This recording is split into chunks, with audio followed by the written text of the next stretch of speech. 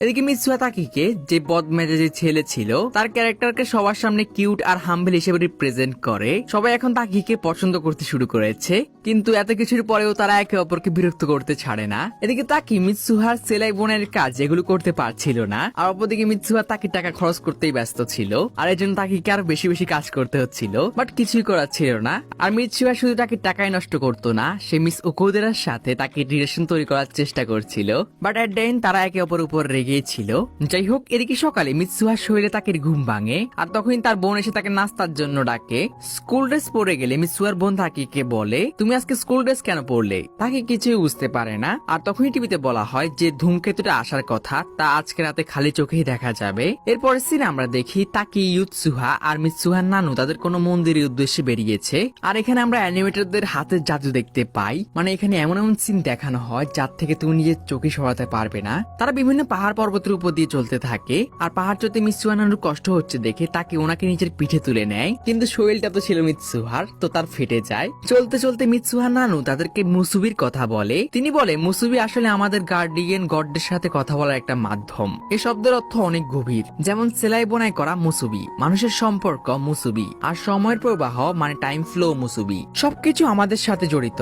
এজন্য যখন আমরা সেলাই করি বা বাঁধি, সেটা আমাদের দেবতাদের শিল্প, আর এটা সময়ের প্রবাহকে রিপ্রেজেন্ট করে। সুতা আকার নেয়, ঘোরে, কখনো কখনো দুর্বল হয়ে ছিঁড়ে যায়, আবার জোড়াও লেগে যায়। এভাবেই আমাদের এই সেলাইয়ের কাজ সময়কে রিপ্রেজেন্ট করে। আসলে মুসুবি সময়ের প্রবাহকেই বলা হয়। মিৎসুহা নানু তাকিকে কুসুকামি সাকিকো বলে একটি পাত্র দেয়, যেটা নাকি মিৎসুহার অর্ধেক, আর মিৎসুহার শরীরে থাকা তাকি আর ইউৎসুহা ওটা মন্দিরে রেখে আসে। আর যাওয়ার সময় ইৎসুহা মানে মিৎসুহার ছোট বোন তাকিকে বলে, হয়তো এখান থেকে আমরা সেই ধূমকেতু দেখতে পাবো। তাকে বুঝতে পারে না কিসের ধূমকেতু। তখনই মিৎসুহা নানু বলে, তুমি এখন কোনো স্বপ্ন দেখছো না, আর তৎক্ষণাৎ তাকির ঘুম ভেঙে যায়। তাকি দেখে সে কাঁদছে। তখনই সে তার মোবাইলে মিস ওকুদেরার মেসেজ দেখতে পায়। আসলে মিৎসুহা তাকির সাথে মিস ওকুদেরার ডেট ফিক্স করেছে। এটা দেখার পর তাকি অনেক অবাক হয়ে যায়, আর ডেটের জন্য বেরিয়ে পড়ে। এদিকে আমরা মিৎসুহাকে দেখি যে তাকি আর মিস ওকুদেরার ডেট নিয়ে ভাবছিল। সে ভাবে তারা দুজন হয়তো এখন একসাথে আছে, কিন্তু সে খেয়াল করে সে কাঁদছে। এটা দেখে মিৎসু অবাক হয়ে যায়, কিন্তু সে এটাকে অ্যাকসেপ্ট করে নেয়, সে তাকিকে ভালোবেসে ফেলেছে। এদিকে আমরা তাকি আর মিস ওকুদেরাকে দেখি, তারা বিভিন্ন জায়গায় ঘুরছিল আর অনেক মজা করছিল, কিন্তু আমরা দেখি তাকি পুরো সময়টাই মিৎসুহাকে নিয়ে ভাবছিল আর তার নোটগুলো পড়ছিল। মানে তাকি মিস ওকুদেরাকে সময় দিচ্ছিল না, এটাই মিস ওকুদেরাও খেয়াল করে। আর যাওয়ার সময় তিনি তাকিকে বলে, আজকে তোমাকে অনেক কনফিউজড মনে হচ্ছে, যদি আমি ভুল না হই তুমি সব সময় আমাকে পছন্দ করতে, তাই না? তাকি এটা এড়িয়ে যাওয়ার চেষ্টা করে, কিন্তু আমাদের মনে হয় সেও আসলে মনে মনে মিৎসুহাকে ভালোবাসতে শুরু করেছে। মিস ওকুদেরা তাকিকে বিদায় দিয়ে চলে যায়, আর তাকির মনে পড়ে যায় মিৎসুহার কথা। সে তার নোটগুলো পড়তে শুরু করে, যেখানে মিৎসুহা লিখেছে, যতক্ষণে তোমার ডেট শেষ হবে ততক্ষণে হয়তো আকাশে ধূমকেতু দেখা যাবে, আর আজকে আমি আর আমার বন্ধুরা সেটা দেখার প্রস্তুতি নিচ্ছি। কি বুঝতে পারে না কিসের ধূমকেতু। সে মিৎসুহাকে কল করে, কিন্তু কেউ ফোন তোলে না। এদিকে আমরা মিৎসুহাকে দেখি সে রেডি হচ্ছিল, আর পুরো ইতিমধ্যে শহরও তাদের সেই ফেস্টিভ্যাল ও ধূমকেতু দেখার জন্য প্রস্তুতি নিচ্ছিল।